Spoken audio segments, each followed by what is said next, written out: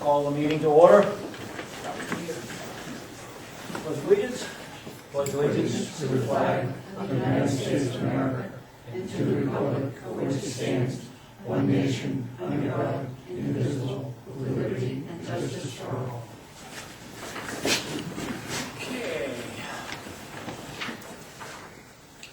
Approval of the agenda. Surprise, surprise. Just rendered this morning, Selectmen, thank you very much. After item A, Roger would like to speak with you as well about surplus vehicles from the state of Maine. So A1. Yeah, A1, surplus, state surplus vehicles.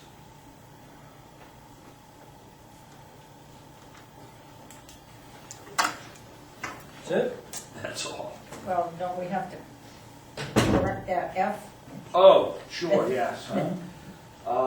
Committee and board reports, Roman numeral 5F. It should say the planning board will meet November 18th, 2014, 2011. These people are figuring out how to get to that meeting, I'll send them the information. Okay. Do I get a motion to approve the agenda as amended? So moved. I move in a second. All those in favor?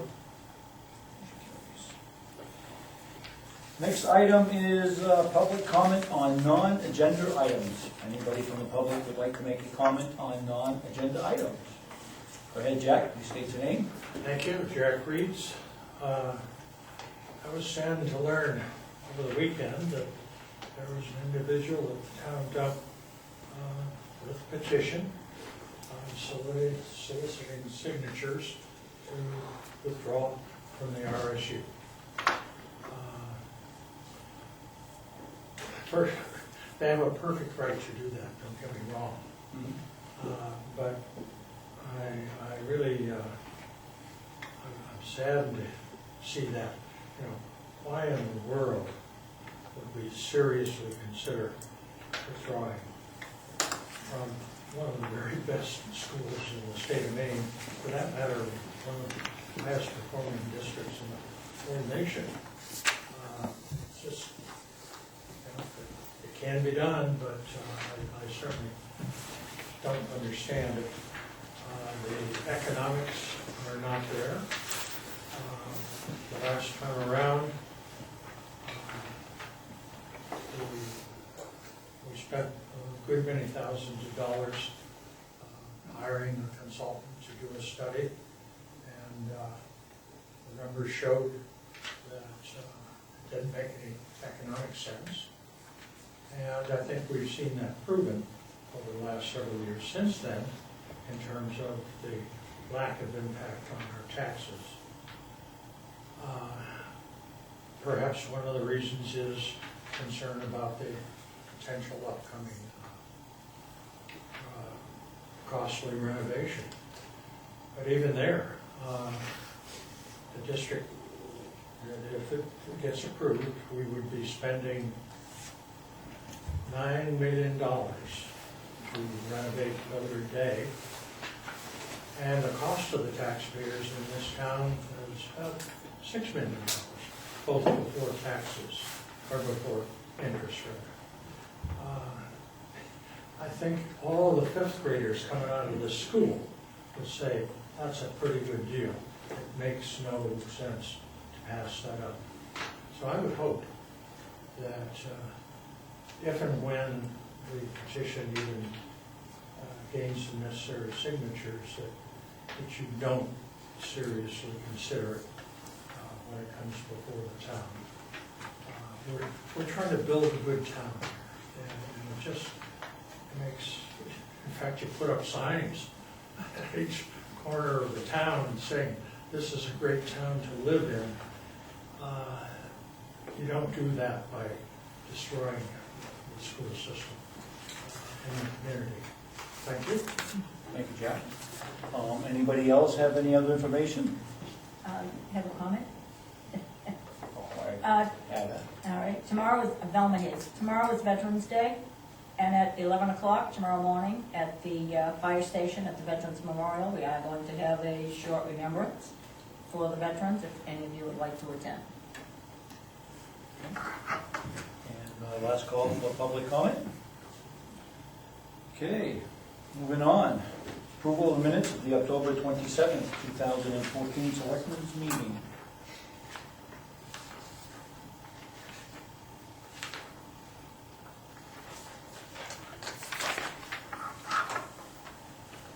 I didn't see anything, I make a motion to approve the minutes. Second that. A motion and a second, any discussion? E, under 6E, did we not put, did we say 5,000 or under, or is that just a? I brought it up because that's, policy.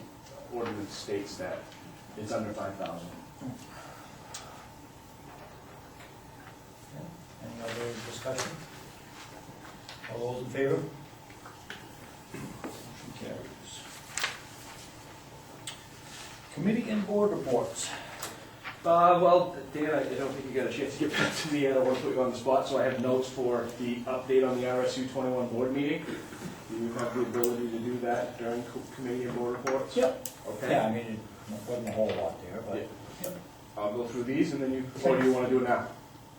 Go ahead. All right, town departments will be closed tomorrow, November 11th, in observance of the Veterans Day holiday. Planning board will meet Thursday, November 13th at 7 here in the library. Economic Development Committee will meet Monday the 17th at 6 p.m. in the Wares Motor Sales Conference Room, 1513 Portland Road. Board of Assessment Review will meet Tuesday the 18th at 6 p.m. here in the library. The planning board will hold a public hearing on the seasonal cottages land use amendment changes on Tuesday, November 18th, 7 p.m. in the fire station meeting room, 468 Limerick Road. And special town meeting will be held prior to the regular selectmen's meeting on November 24th at 7 p.m. in the library, right here. The board of assessment review, is that open to public? It certainly is. So an update on the RSU 21 board meeting. Basically, the gist of the meeting was, that cost difference that they had between Consigli and Harriman. And I guess what the board had decided, what they discussed about was looking at the second place bidder, which was PNC, and having them take a look at what they thought the construction cost would be. So in essence, they would fire Consigli and they would look at the next bidder and see, what their thoughts would be. There was a lot of discussion about if that didn't come out right, if they could go back to Consigli without having to, re-quote the whole process. And it was all felt 100% positive that they could do that. So they want to get another price point, so they're going to go take a look at PNC. Jack can maybe add a few things, but that's really where they're coming up now. They think that they've done a lot of concessions to try to bridge that gap, and it sounds like most of the board members think that those concessions are too much. I mean, none of them affect any of the programming, but they just felt that those concessions were just too much and wanted to get another price point. So. And there's still a gap as far as the money goes. There's a 1 They're still point. not yeah, they're still not where they wanted to be. Yeah, I don't remember what it is, 1 point, was it 1.6, 1.1? I forget what it is. The Consigli quoted 59.8, Oh, right here. and Harriman estimated 58.6, a million to. Yeah, 1.1, 1.16, $1,000,000. the difference, yeah. I could only round it the years. Yeah. Yeah. So, they gave a breakout of, all the different things that they're looking at holding back, and I guess they felt that going to the voters for an extra $1 million would be too much. There was some comments about, well, let's go back to Consigli and say, geez, can you go back and look at that other $1 million and see if you can, but again, they all felt that there were just too many concessions being made. And, Kevin brought it up to a point about, like shopping for a car. You go to a car and the dealer gives you this price, well, sometimes you'll go to the next dealer and then look at this. So,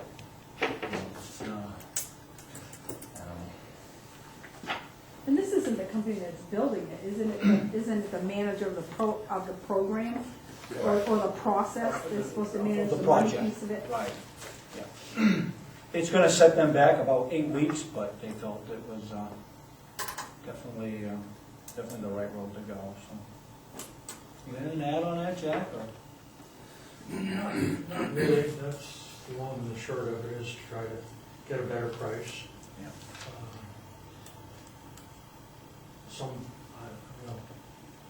I think the board is trying to stay within, is very budget driven. From a personal standpoint, I think they've kind of lost sight of the requirements end of this. And so as there's always a trade-off between your needs, your requirements, if you will, and what you can afford to pay. And trying to find that middle ground is tough. Yeah, and the board, definitely does not want to go back to the public with more than what, they had decided, even at the, that lower number that we wanted, the 54 million or whatever, I forget what it is, but even at that point, they're still concerned about, that number not passing, so they certainly don't want to come back in with anything more expensive, so. I would add one point, if I may, and that is, there was some 800,000 cut off of the Mildred Day piece of that to get down to the, well, to either number. Well, what did they cut out, Jack? So, There was very little discussion about What they cut? changes in either of the elementary schools. The discussion focused solely on the high school. yeah, I mean, the things that the board reviewed and felt was acceptable to take out of the project for Mildred Day was, let's see, well, they added an escalation for a 2016 construction start, but unit ventilators in lieu of a central air handling system. They deleted fire suppression systems for the renovated area. Let's see what else. Reduced food service allowance. I guess they found some other stuff for that, right? They found Those were some the main equipment. items. There was equipment that they had that they thought that they could use instead. A couple other, everything added up to like around, they don't have the added figure here, but $181,000 is really all they pulled out of that. The majority of it was all the high school stuff, but again, it's just, they're reducing the scope of the project and they're looking at making sure that none of this affects any programming. So if it affects any programming, they, completely rejected it, but, so. Stay tuned. Stay tuned, be interesting to see how this goes on. And, the rest of the meeting, for the most part, we just had some, human resources are meeting in December 11th to go over some health insurance alternatives. The school board chair updated a little bit on some proficiency-based learning, and I didn't catch the date, but they're going to be celebrating the 10th anniversary of KES sometime this fall here. So, we adjourned at 9:16 p.m. There is one more meeting, Friday morning, 7:30 at KES, the RSU Finance Committee meets. And at the agenda today. Okay. Let's see, new business. So, Public Works Director discussion with the Board of Selectmen in regards to engineering costs for the future replacement of the culvert on Darling Road. Anybody have a copy of this? We do. Move adjourn. Basically, because this culvert is over 10 feet, it's classified as a bridge by the DOT. And every year we get a bad bridge report from them, and they threaten to reduce weight limit on the road or do it, I don't think they haven't yet, only because the road's not showing any deflections or cracks or settling or anything, but this pipe definitely needs to be changed. It was put in 1959. It said we've got our money's worth. It's a multi-plate that's in there now. Culvert, which is just a giant recticept that they send on site place. They're kind of leaning towards box culvert, similar to the setup that was done on Lock Cabin Road a couple of years ago. But again, that is yet to be determined, but this is basically a work order for Woodward and Kern to do all the estimates, project costs, permits, all that good stuff, wetland delineation survey. So the total concept design part is not done yet. Once that's done, then we'll have an estimate as to the actual cost of it. But it's looking to eat pretty much most of 1 year's road project's budget. They're estimating $350,000 to $500,000. And If that's it all, wouldn't be for the fact that several places have flooded over there a couple of times already, I've already got prices on box culverts for this thing. You're looking at 60 grand for a concrete box culvert. There'd be, some construction work added to it. I don't see it as going this high, but for us to just go do this job, you'd have to have the DOT permits and as well as the DEP, business fish involved. But because of the flooding in the past, I would really like to have some engineering on this, just to cover us. Comments from the board? Keeping in mind that, go ahead, Tom. That's all right. As I say, keeping in mind that anything over 10 feet, like Roger said, is supposed to be the Yeah, responsibility of because the there's city. a pipe on that. It's in such a bad condition that they'll never get to fixing that on their own accord. I've had a couple of people look at it, come up with a few ideas. You could line the bottom of that with concrete up above where the bolts are, and the bottom of it where the holes are, and that only would buy you a little bit of time. More than likely, if they do this, it wouldn't be ready for this coming budget year's process anyway. And quite frankly, it would fit with other paving projects that get planned for this coming year, 2015, so chances are it'll probably be done in 2016. Do we have to go out to bid on this? Well, technically we do. We've been working with Woodard and Curran because FST's principal that was working with the town is no longer with them. And so we've been working with Barry and Woodard and Curran on projects that come up to the planning board that need to be reviewed because we do so little work that we had an agreement that we would send that kind of work to Woodard and Curran. I guess either I was asleep at the wheel, but I was pretty dumbfounded when I saw the engineering costs associated with this. Understanding there's wetland delineations and the whole 9 yards, it's all coming together now. But I can throw together an RFP fairly quickly. I'm very confident in the work that Woodard and Curran does, but I can most certainly throw that together and see what I get for responses. I just throw that because that's the. Yeah, the $5,000 That's the limit. policy, I hate, sometimes it doesn't make sense to do it, but. And if you're not anticipating doing it for this coming construction season, what I'll do, Roger, is I'll take the information that we've gathered, I'll speak to Barry and let him know that the number isn't gonna become public. We'll send it out there, and I have it, knowing the engineering firms that are out there and working with them in the past, I have a feeling that they're gonna come back in it. If not low cost, then as close to as possible. So it was just a big, the numbers that we preliminarily discussed for replacing that culvert, I don't know if it's a scare tactic that they're using, or if they're considering this to be, some of the federal highway money grants, some of those projects become quite a bit more cumbersome and more expensive when you go that route. I can't remember a project come in just about 400,000. Yeah. And so we'll move forward, we'll get the right documentation in order and figure out what we're going to plan to replace that. You have been under to inspect it, right, Roger? Or I've someone? been through it. And so it's, like you said, the There's no road question isn't of this. collapsing, there's no deflection around that culvert. No, it's only a matter of time. And up downstream of that, you want to share that little? Yeah, downstream, which is the main turnpike, there is a 1 foot deflection in their box culvert crossing the turnpike.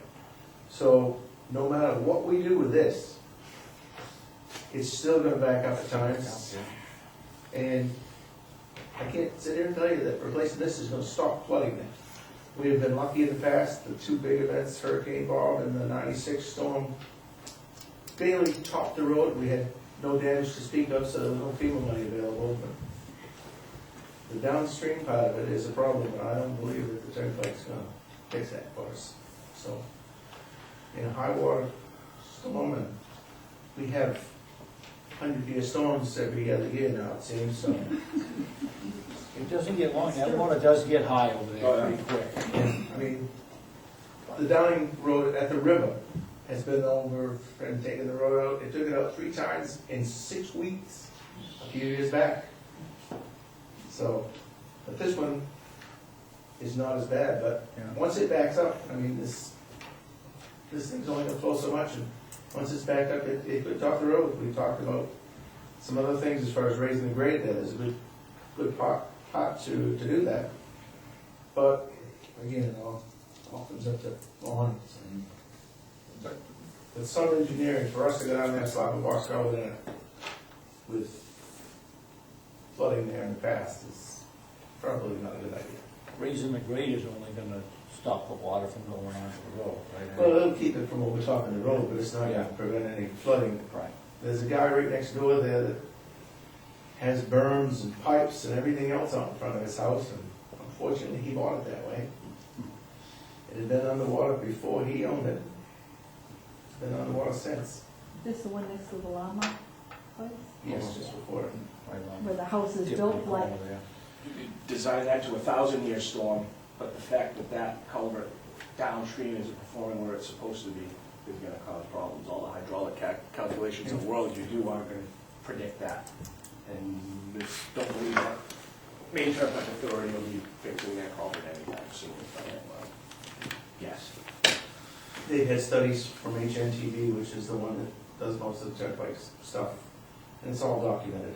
It's a known thing about the deflection in that pipe, but no matter what we do upstream, that is not affected. Well, why isn't the state paying for this? If it's a bridge. Because there is no money available. They say that in their bad bridge report that we get every Yeah. year about January. Mhm. There is no funding. no, But they- only because it's the size of the pipe dictates. They call it a minor span, which is 10 feet or more. Mhm. no, they this got money thing's- for 111. This thing's over 12.5 feet wide and 8 feet high, so it comes under that category. So what if we do nothing?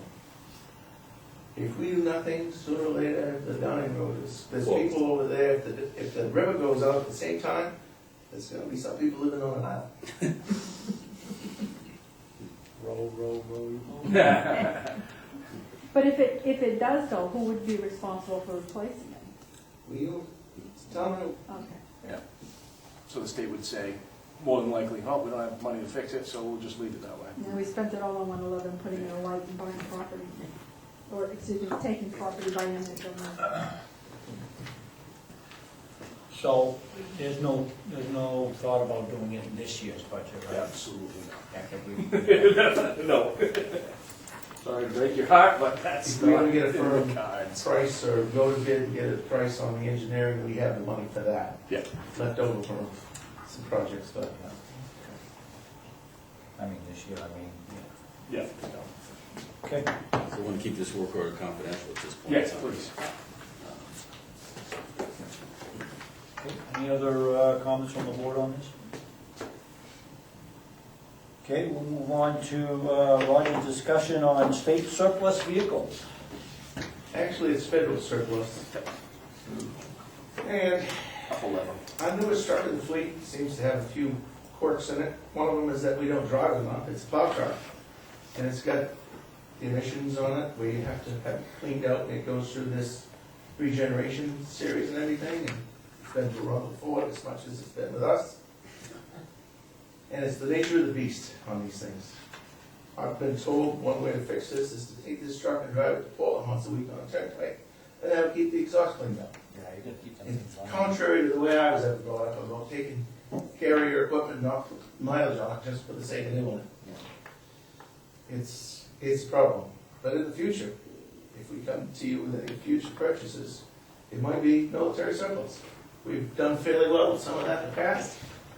We've got a bunch of pickups and dump trucks, My grader came from surplus. It doesn't have to be bright, shiny, new, it's just gotta function, that's all I care about.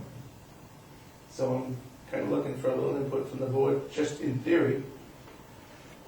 If this stuff becomes available and it's a good fit for the right price, that we do something like that. Comments from the board? Basically, what, does the board need to see bright and shiny or functional? Functional. Functional. We have two 30-year-old trucks that plow every storm.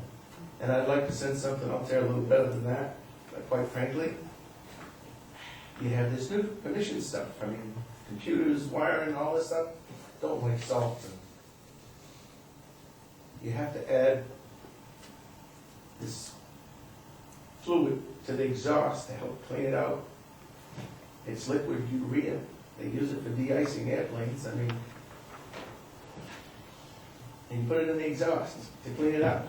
That's what's out there. And this type of service, I was talking to Ronald Ford, they've been great about this. They have one guy in the landscaping business that goes there once every 3 months, has his cleaned out.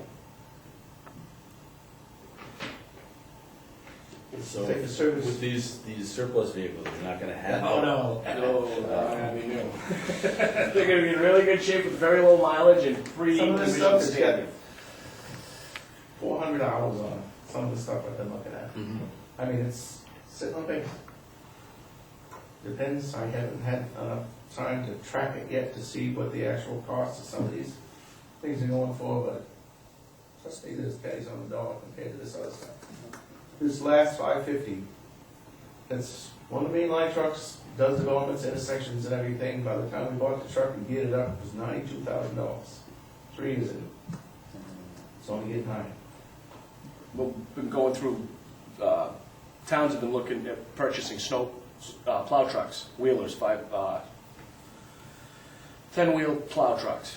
And the going price that they've been seeing out there is between $187,000 and $204,000 for a plow truck with plow gear equipped to go to work.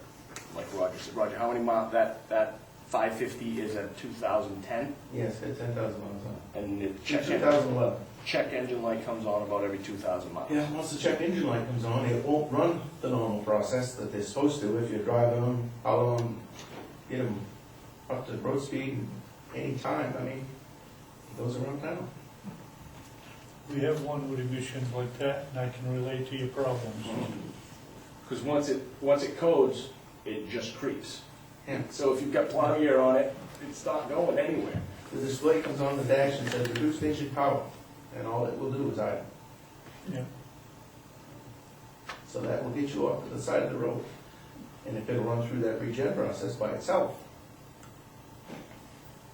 in 15, 20 minutes, you can go with it. But if it's already got an engine code, it won't. It's time to start driving it, the turnpike. But really, I mean, that doesn't make, And you know, Roger, it lot of doesn't, sense. but I can sympathize because we had the same issue with our regular truck, our 3/4 ton. Because it needed a bunch of work done and they said, it's because you don't drive it enough. So he drives it once a week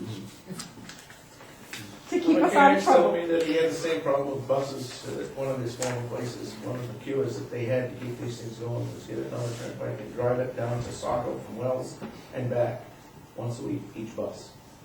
That's time and fuel both. Doesn't make any sense to me. So how much does it take us to, how much does it cost us to take it into the shop though? Again, most of it's been under warranty, so Yeah. So far. sooner or later that warranty goes away. Right, and then it might be cheaper.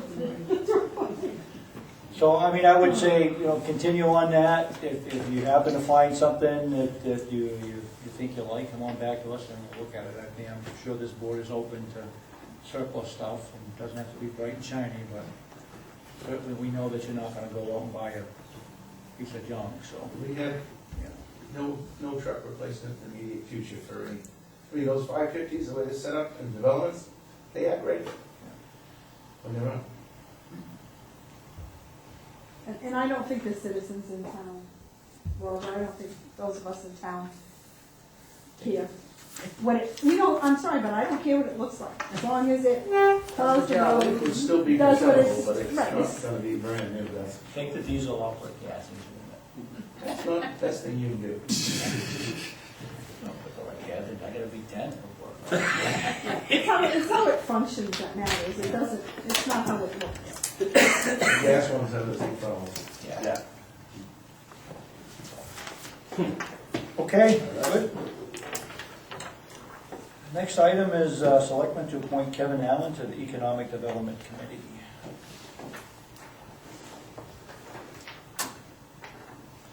Your motion? You recommending his? I do, you see that the application isn't very thorough already. Yeah. He owns Ambidextrous Landscaping. He did attend the last EDC meeting, and he seems to be pretty sharp. And he's ready to tackle some of the issues and help out with some of the others. So I think Kevin would be a great addition to the EDC. Did we lose somebody on the We EDC? lost Sally Bates, who's the director of the Seashore Trolley Museum. Yeah. And Sam Hull resigned. He's snowbirding to Amherst, Massachusetts this winter. He had a big surgery on his ankle, and he's ready to move on to more exciting things in life, I guess he said. Amherst? I'm sorry? Amherst? Well, I guess I could share that his wife's got a position, 6-month position working for the Dalai Lama. And his organization, Jack, do you remember the name of the organization? I know, but it's a 6-month. Yeah. And so she said, why not? And he told me he was snowbirding, and I expected Florida or Arizona, and he said, no, Amherst, Massachusetts. That doesn't count, Sam, but. Sometimes they get more snow than we do. Yeah, exactly right. So we've lost Sally and Sam. Kevin is going to take one of their places. Denise Clavette, who is the director of the Chamber of Commerce, is an ex officio. She's been joining the meetings and helping out quite a bit. And I've got an application. I've got an inquiry from Chip Bassett, and his application will be forthcoming. He has quite a lengthy resume in municipal finance, and so I think he would be a good addition to the group. So we're moving along, trying to find new members, and we're having some success. Okay. Will we approve the appointment then? I'll second that. Okay, we have a motion to appoint Kevin Allen to the Economic Development Committee. Any more discussion? All those in favor? Motion carries. Selectmen sign a special town meeting warrant for amendment to the land use ordinance in regards to the seasonal cottage meeting to be held on 11/24/2014. And the changes are right in front of you, right in the text of the article, changing from November to January 1st, and then October to December 31st. January 1st, April 30th. So that is a 2-month extension. It's still seasonal, would still qualify for the TIF. Velma raised a question today that I'm going to verify with the superintendent as to what is considered your primary residence for RSU purposes. I know that mortgage holders will not lend to a property that you can't live in year-round as your primary residence. So I'm going to speak to the developer as well and make sure, to see if that language can get into the agreements of the condominium. As I told Velma, if somebody lives there seasonally and the 4 months that they can't live in the seasonal cottages, they rent the place in Arundel. We can't stop that because they're renters in Arundel and they can do it even if they don't own a cottage. But the whole intent is to try to make that seasonal in nature. And for the months of September, October, November, December, I don't know many families that would be able to get away with moving their kids in and out of the school system like that. So I don't believe it's going to be an issue, but I am going to verify that with the superintendent. Andrew Doloff had said, no, that is not possible when he was the superintendent because of the fact that it's not their primary residence. So I just want to verify that with the county administration. How come seasonal parking lot is generally used for a time period of 6 months between May and December 31? Whereas the seasonal units may be occupied for a period of 8 months from May 1st to December 31.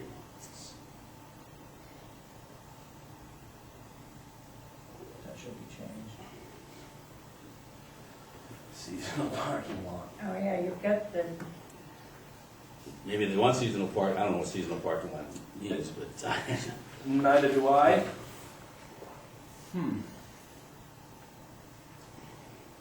Six. That's a good question. I will, That should coincide with the resort itself. Yes, absolutely. Let me. Yeah, because they changed the date, but he didn't change the 6 months, right? yeah. If you Yeah. look between May and then you crossed out October and December, so they Okay, so that should just be it eight. should just be. How do we fix that problem, Sam?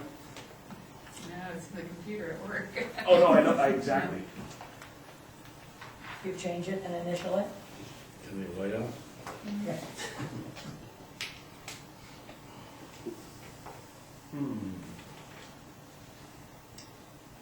We need a signature. How do we change it? Have you had the public hearing on it yet? No, they're having that the 18th. Right, but did this have to be posted X amount of time before that? So this has to just be 7 days before Okay. the. Oh, I don't have access to. right. So that's on the agenda. I can run to town hall and change it. Jack's gonna talk about. Taylor's on the school bus. Jack, can you do that Okay. for about 25 minutes? Can you change it and then we just stop in at town hall They can approve it and then stop in and sign it. and Yeah, sign it? absolutely. Not tomorrow. But yes, that doesn't need to be changed to 8. You can approve it as presented and sign it at town hall if you have the ability to do that. That'd be great, so we can change You that. can't approve it as presented because it's presented. As amended. As amended. So we'll redo that Wednesday morning and have a copy available for signing. Then I make a motion to approve it as amended. Second. Who came up with the January 1? Because immediately after December 31st. I know, but who? That was a request of the developer. They asked to go through December 31st in order to be able to sell them faster, and people that they were doing test marketing with wanted to be able to come up, use their cottages for Christmas prelude. So that's where that date was a recommendation of the developers and their marketing people. What's the heat source from those cottages, do you remember? I believe they're mini splits. They're the ones that go on the wall and electric. They have air conditioning and heat in the same unit. Oh, I okay, believe yeah. that's how they're going to be heated. But we've yet to see a full set of construction plans, so we know, we'll let you know. There's also this Wednesday morning, this Wednesday afternoon at 1 o'clock, we're having a pre-construction meeting with all of the engineers, all of the contractors that have been hired so far, Public Works, myself, Fire Department, Code Enforcement Planner, to try to get everybody on the same page. They would like to start the site work by the end of November. Okay, any other discussion with the board? All those in favor? Motion carries. So you will send us a note when it's ready for signature. Yeah, absolutely. Next item is consideration by the selectmen of a request from Jack Reese to join the Kennebunk Selectmen in requesting cameras on school buses. Yes, at the last selectmen's meeting, the Kennebunk selectmen agreed to not officially recommend, but by letter support the RSU in suggesting that they budget in the coming year for external cameras for all of the buses in the district. The school was given, I believe, by the Education Foundation 5 cameras that have been installed already. I believe there's some 41 buses, Think so. something like that. So about another 35 or so. Didn't Cressy match that? Pardon? I thought Cressy donated some of those too. That may be, yes. But I anyway, don't there's still recall quite a few buses that the don't have. details. But at any rate, my suggestion is that if you agree that, while they're unfortunate, it's unfortunate we need them, but some people, if you do pass school buses when stop signs are out. And, we just don't need a tragedy in any of the towns. And so I would like to suggest that you draft a letter to the RSU indicating support. I know that I will be supporting it at the facilities or at the budget committee meeting coming up, and perhaps you would do the same. And more importantly, or as important, if this all happens within the next year, it really needs to be publicized so that people know if they do it, they're going to pay a pretty hefty penalty. And hopefully, while this doesn't guarantee 100% safety, it will at least improve things. Understand the cameras are mounted on the bottom of the stop sign, and they're backward facing, so as the car passes the bus, it gets a picture of the back license plate. And I think it can get pictures of a car going by Yeah, I think if it so. comes from the other direction as well. And it's activated by the driver. Is this on the school board's radar already, Jack? Yes, it was the acceptance of the donation occurred 1 or 2 meetings ago. So they're already gonna consider including Yes, this in and the budget? have already installed. They're just starting the budget process Right. right now. And this, I think, would provide some further momentum to It's, get it included. I mean, I know it happens, I know intimately that it happens, but, I mean, putting cameras on, as you rightly suggest, isn't gonna stop people from passing school buses.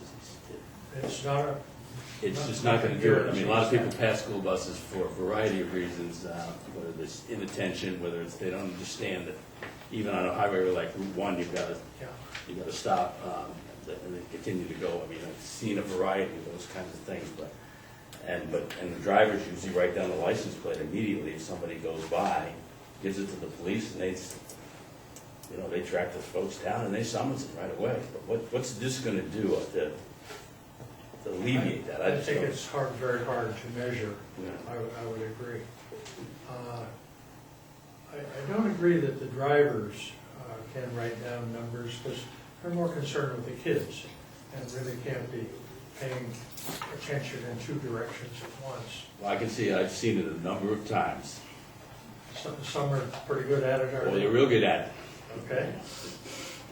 My husband, who was the bus driver, isn't. His concentration is on the kids, and by trying to watch the kids and seeing the car coming and seeing what the kid is doing, and then having something there to be able to write down a license plate number, because he's not going to try and remember it, he said is almost impossible. So the cameras that are going to do that, I think that once it's publicized that there are cameras on these buses, and it's, the thing is, my husband has Summer Street, he gets passed on his school bus more times right in front of the police station. And, I mean, there have been police officers sitting right there, they have caught some of them, but of course, with the officer sitting right there, somebody isn't gonna go by the stop school bus. But it is very difficult for the drivers to be able to concentrate on the kids and on that vehicle that they know is gonna go by them. It may be the signs on the buses will help as well. You gotta do something with There the is a cameras, that's all I'm saying. Yeah. Cameras aren't, Not foolproof, absolutely they're not. just not gonna do it, I don't think. Yeah. But, I think the it's cases that I've been involved with, I mean, the bus driver was the source, of the information, because the cops weren't there, but Mhm. they got the information from the bus driver, and then, Successful. oh, yeah. Hopefully there will be some feedback shortly from the cameras that are Cameras now that they do have installed. now. Diane, you have a question? I haven't seen anything on the agenda in regards to this, but I would caution with the fact that the budget is already strained. And we're trying to do renovations, that we get a cost on what it would cost to put them on all the buses, because he says it's not gonna prevent anything from happening. I mean, if, you could put in the paper already that the buses have cameras. They need to know which buses do and don't have it. They have them on a set number of buses. You don't have to tell them which buses have it.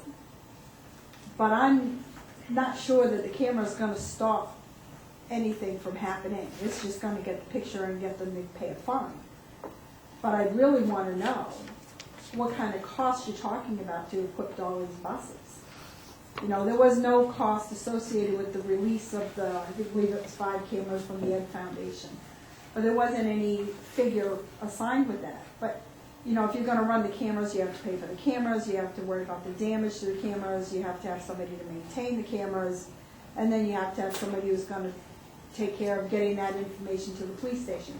Now, understand, I'm not saying that I think that people ought to pass school buses. I don't think that's a good idea, and I think anybody that's done it should be thrashed.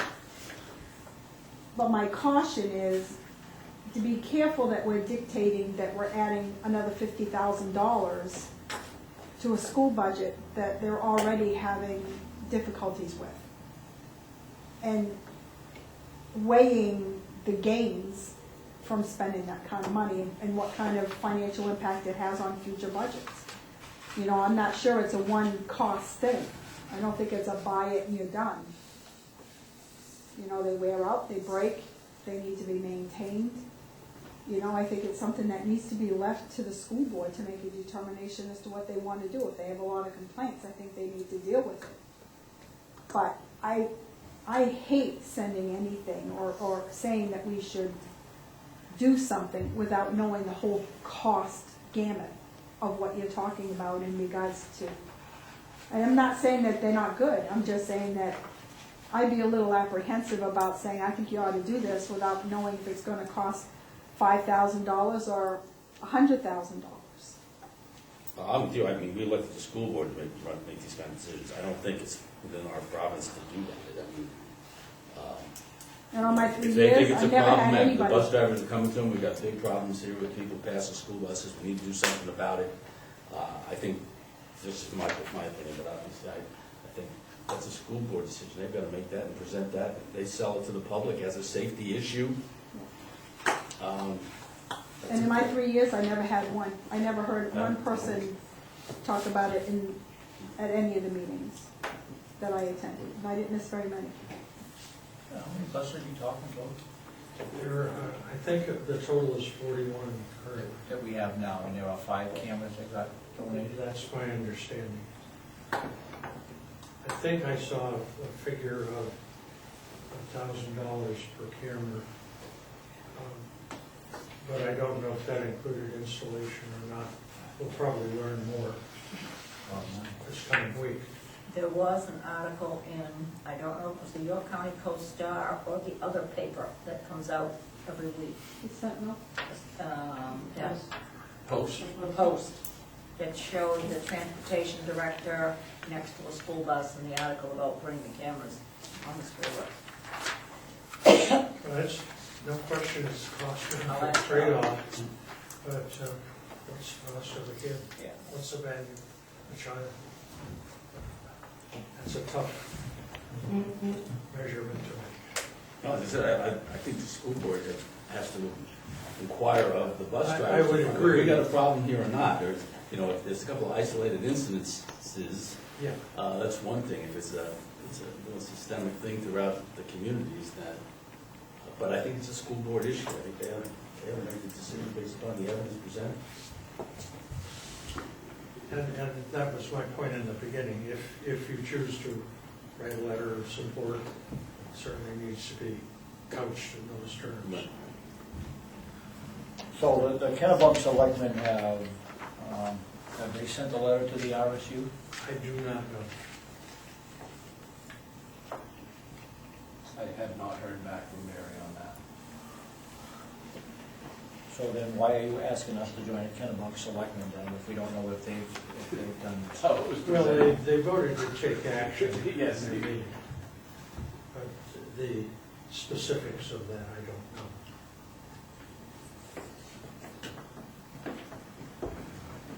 What's the flavor of the board? There's some numbers. Numbers on cameras, how much? Any other discussion, comments? Okay. Thank you. Item E, town clerk notification to selectmen on Arundel election results from the 11/4/14 elections. We just missed 2,000. Yeah. But it seemed to go smoothly, other than the parking situation. But 66%, so? 66%.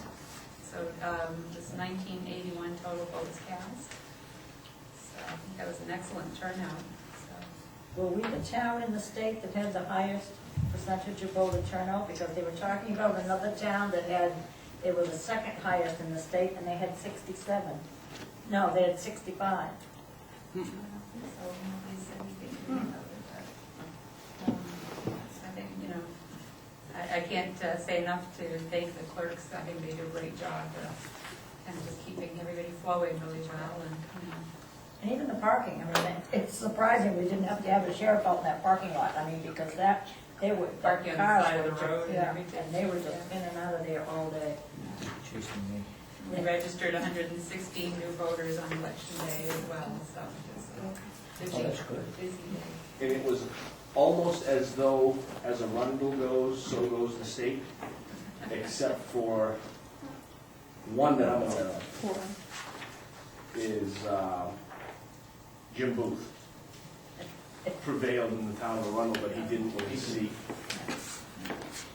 But yeah, Susan Collins, LePage, Pingree, Wayne Perry, all the bond questions, citizen initiative. So we must have our finger on the pulse of politics in the state of Maine here. It happens in one The voting machines are amazing.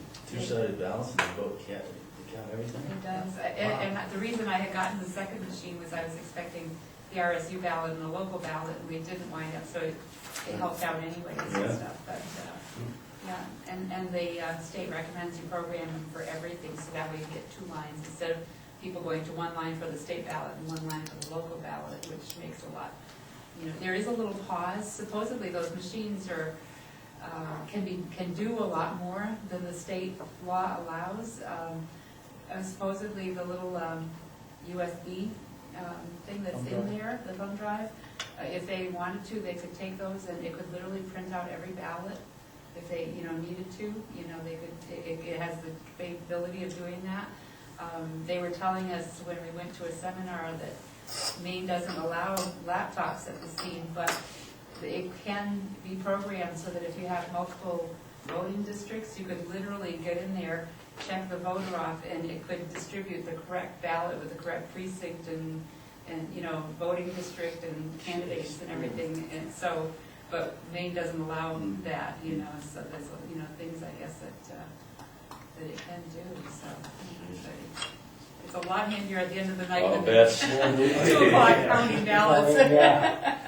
With the I've been check there, marks, watched you yeah. guys do that. Oh, Yeah. especially with that many people. No, Yeah. I didn't watch it too. It's, Yeah, it was amazing. I mean, once the election's over, it's just a matter of closing the polls and it prints out and just tallying the 3. And it takes longer to just, you know, process everything the state wants you to, how they want everything sealed and processed than it does to tabulate the machine, yeah.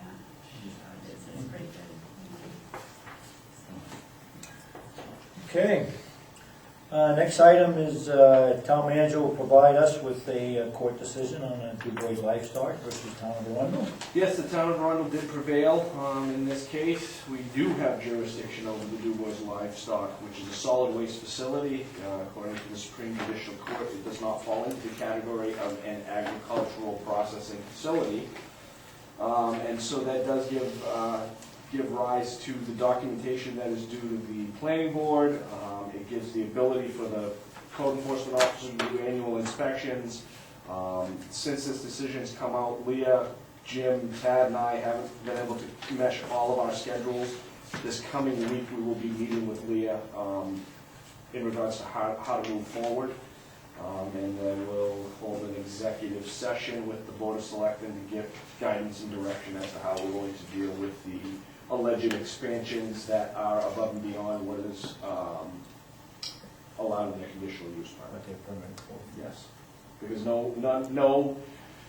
no town staff has been permitted on property since before all of this began about 2 years ago. So we'll be looking to get on there and inspect, compare the notes that we take on site to the notes that we have in regards to how much they potentially expanded. And as stated, Jim will come in with Leah in an executive session to discuss how to move forward. At the same time, we will be bringing to you the information on the campground road property as well. It's been a back and forth between the attorneys, and we're trying to get that before the selectmen, but everybody has the ability to get at the meetings. Leah hasn't had Monday nights available, and Jim, on the Monday nights when Leah's available, Jim has not been, and we all need to be in the same room to move forward with that and get some guidance as well. So hopefully that'll happen at the meeting on the 24th, if Leah's schedule doesn't change for next week. Dan, Yes. that was the main reason why I was here, just so that you're aware. Some of my neighbors have asked me, because I'm pretty vocal at these meetings, because this year, this summer, was specifically nauseating. They had been pretty good since I went to the meetings and since they got their permit, and they were given certain guidelines as far as keeping the smell down. But this summer was horrible. I mean, you couldn't go outside. And I will tell you that over the last several weeks, they've been out there starting their equipment at like 2 o'clock in the morning. So they've been running their equipment at like 2 o'clock in the morning, and we can hear it over on our side. So part of the conditional was the smell, that they had to keep that in check. Yes, I have to leave this in general terms because I have no information at this point in time. The alleged smells, I ask you and anybody in this town, I have already spoken to Mike Clark at DEP. He's been informed of a few instances of an odor in the area of the Hill Road Route 111 intersection, your property, Diane. If people bring it to your attention, smell it, I ask you to tell people to call me. I have a direct cell phone number for Mike from the DEP who has been alerted to this situation. He says time is of the essence when you're experiencing the odor, so I can either have that readily available right at Town Hall, or if you know people who are regularly experiencing this, I've spoken to 2 of them that I've gotten complaints from. You got to call Mike on his cell phone because he's going to pursue that to every extent possible. Okay, because I had called, Yeah. but I had been told, I didn't call anymore because I was told that there was nothing Okay. anybody could do because of this. Now there And is something so that you now can do. the neighbors and I want to know, what is it that we're supposed to do? Because it Yep. used to be that we were supposed to call in. Mhm. And if there were complaints, then they needed to quench the But even smell. though this litigation was going on, that's still that condition. The question was raised as to whether or not this was the right to farm. And if it had come down to a literal interpretation that they were farming and they had the right to do that, so long as they were following best management practices, there's really nothing that somebody can do about the smell.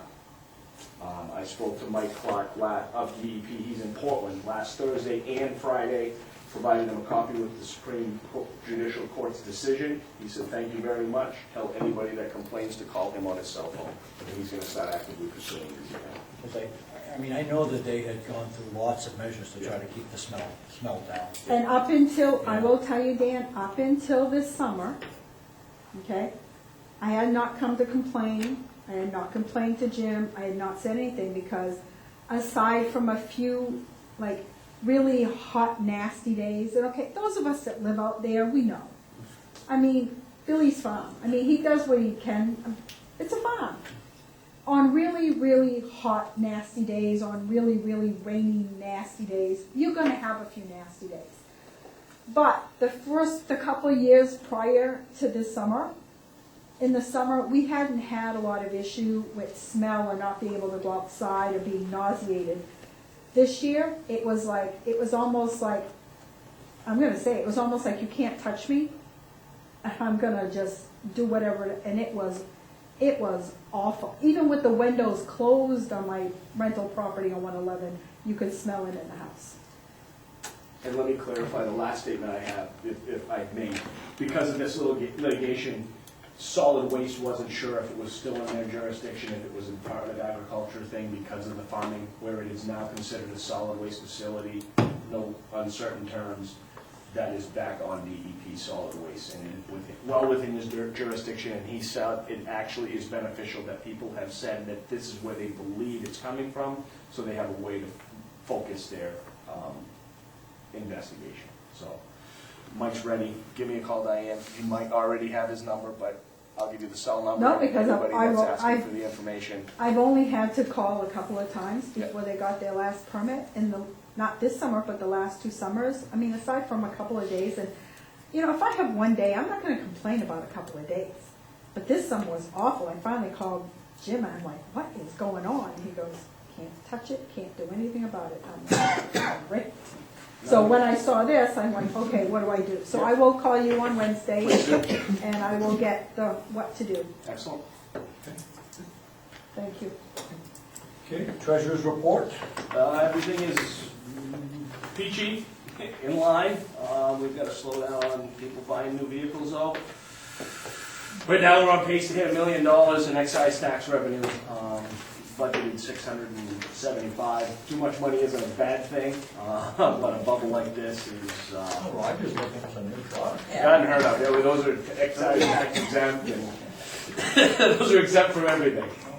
And it aggravates DMV every time. I've been twice to register a town vehicle, and both times it's been a relatively new clerk who's never done a municipal plate, and any fee they tried to charge me, no, we're not charging it, go to the super, are they really exempt from this? Are they really? We pay nothing when we register vehicles, and they live for 10 years, so it doesn't matter how much Roger spends. No, but the excise tax that's coming in. Oh, you can buy the new vehicle, Right, absolutely, yeah. yes. But yeah, we're way ahead of where I thought we would be, and Simone's there. I mean, every Oh, that's always a day, good thing. I'm not buying anything new then. we have $8,000 days for excise tax, 7,000, 6,000, 8,000. I mean, almost on a daily basis, somebody's coming with a brand new vehicle. And this year's the first time that I've had that experience in a while. And we've collected 44% already. Yeah, and it's November. So, thank you to the residents of Rye. Thank them anytime they come in too, so.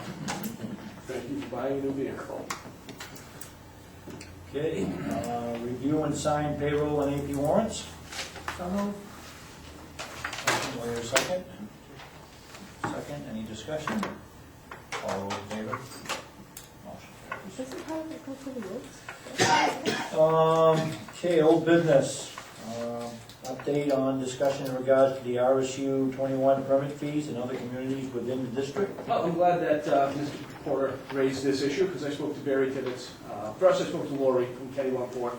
She said that Kennebunkport was considering doing it, waiving the fees. I spoke to Kennebunk. Barry told me that their permit fees in Kennebunk are somewhere to the tune of $175,000, and they will not be waiving those fees in Kennebunk. They will be bartering for work, value-added work, the project that's going on. They need sewer work done out on, is that Summer Street where the school is? That is Summer Street, right? They need sewer upgrades. No, that's Fletcher Street. Fletcher Street. So there's, they'll be doing sewer upgrades and bartering for the $175,000 value. So the direction was from the board, if all of the communities weren't doing it, it wasn't necessarily in our best interest. I raised some interesting questions with the other managers in the state of Maine, asking if they have any objective guidelines to follow for the board to determine whether or not a not-for-profit or a school, anyone can be waived fees. And everybody asked me when I got done, they'd like to have copies because their boards just talk about it and then make a decision from there. So I guess I'll be developing some basic guidelines on how to go through and process an application when there is a request for a waiver of fees. So hopefully in the next few weeks I'll have that to you as well. I expected to see overwhelming response from the managers in town saying, oh yes, we do this, we do that. They all said they just talk about it and make that decision. So it's just a catch-all caveat that the Board of Selectmen has the right to waive these fees at their discretion, is typically what it says, so we'll try to put some language to that discretion. So, yes, Kennybunk Court wasn't going to until I think she read Barry's response, and then we would consider that as well in Kennybunk Court. So it's a ongoing discussion that we'll have to continue having at the manager's level to see if anything's going to change with that. You have an update for us on the holiday tree? I do. Roger got the tube in the ground, did an excellent job, seeding, haying. Thank you, Roger. It looks like he was happy doing it. Very, very happy. I think everybody that helped was very happy. So it's prepped. Tree has been located. A system has been devised on how to lay a tree on a flat bed and not break it. And I also understand that in the event that the unfortunate should happen and the tree that's been chosen is broken, the individual who's going to help us out has found a alternate tree so that they can try again. Not going to point any fingers, and if anybody wants to add to that conversation, they're more than welcome to do so. But I've been told that the tree should be in place the week before Thanksgiving. Is it going to be behind the town hall? It's going to be where the old tree, behind town hall. We didn't want. I've been to the tree lighting every year since I've been here, and I get really nervous that parents don't necessarily pay attention to kids on that corner. So we walked the site, and I thought, Roger agreed, I hope, but it would be in the best interest of the kids and everybody involved if that tree was behind the fire station. So it's going to go where the tree that was cut down, the memorial tree was cut down right to the entrance. It'll go right in there. So, guide wires for that tree. Don't believe that they'll be needed. Somebody spoke to Kennybunk, I believe, and Kennybunk doesn't put guy wires as a way to pack that in and make it work so that you don't need guy wires. The tree that we're looking at, I believe, is, I'm not good at judging, I would say maybe 25 feet tall once you cut all the excess stump off of it, maybe 30 feet. Mr. Smith, Al Smith, has offered to donate a tree. He asked me to pass along to the Board of Selectmen while I was at his house how wonderful a job you guys are doing. I appreciate you do what you do. That was great from him. He asked me to do that, so I said I would. But he wanted the tree gone and found a way to get rid of it. So no guy wires will be needed. Kennybunk says they don't water their tree. I don't know how quickly that'll dry out if we don't water it, but like I said, I don't want to point any fingers, so if anybody wants to share any additional information, they can feel free to do so. And the fire department's going to decorate it? Yes. I believe the week of Thanksgiving. Or as soon as possible when we can get a ladder truck from either Kennybunk or Goodwin's Mills. They borrow their ladder trucks and they do a little mutual aid training on how to put up Christmas lights. They're all getting really good at it, so. Thank you, Roger and the crew. Good. Does the board have any other business?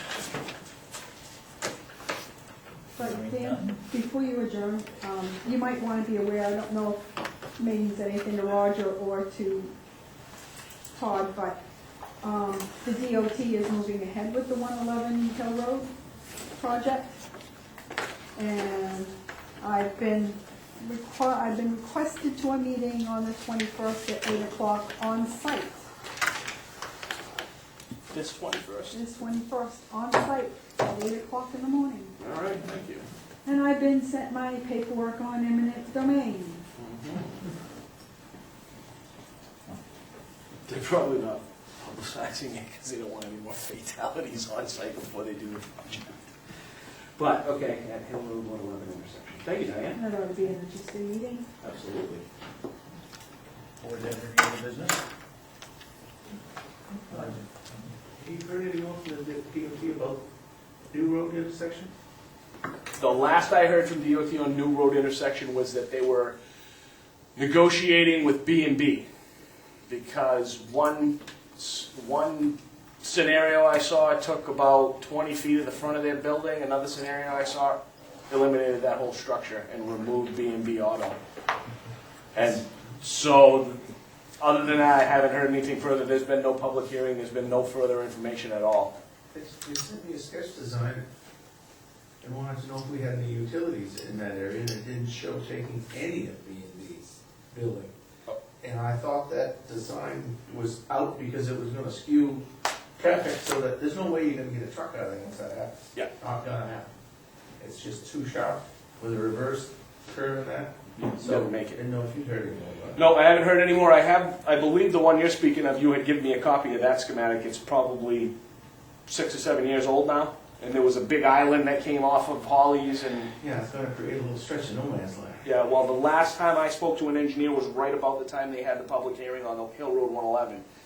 And they hadn't come to an agreement yet as to what they were going to do, but those were the two options, was to shift it about 20 feet south, maybe, away from 111, shift that intersection away from 111 about 20 to 30 feet, or to completely remove the B&B building and come back even further, almost across from Dana St. Hour's driveway. So 20 or 30 feet would put that like right in the middle of B&B's driveway right now. right? Yeah, absolutely. Would take quite a bit of land. And anecdotally, what I've heard, that intersection used to be a considerable way back. And over the years, things drift. But somebody was in town hall saying her grandmother used to own that house. And they used to, yeah, they used to play behind that, where Holly's is. They used to play behind that building, and there was grass area behind before you even got to the right of way. So, nothing, I haven't heard anything since then. And they said that they would come back to us when they had a final design in place. Okay, 'cause this was about 3 weeks ago. Oh, It was the original design again, it's like, oh, really? See, I haven't heard from them since July, August. So that field that's behind B&B or to the west of B, that's all that piece of property, right? Is that all together? I believe it is. Because I know that the guy that owns that, he owns that field. I don't know if it's all connected, if that's two separate properties or not. But Yeah. he owns that field back there. I was out there cutting some trees for somebody over there, and we asked him if we could use his land. The same guy that owns the B&Bs. I can do some research. That's gonna be- Okay. Anything else? Motion to adjourn? So moved. Second. All those in favor?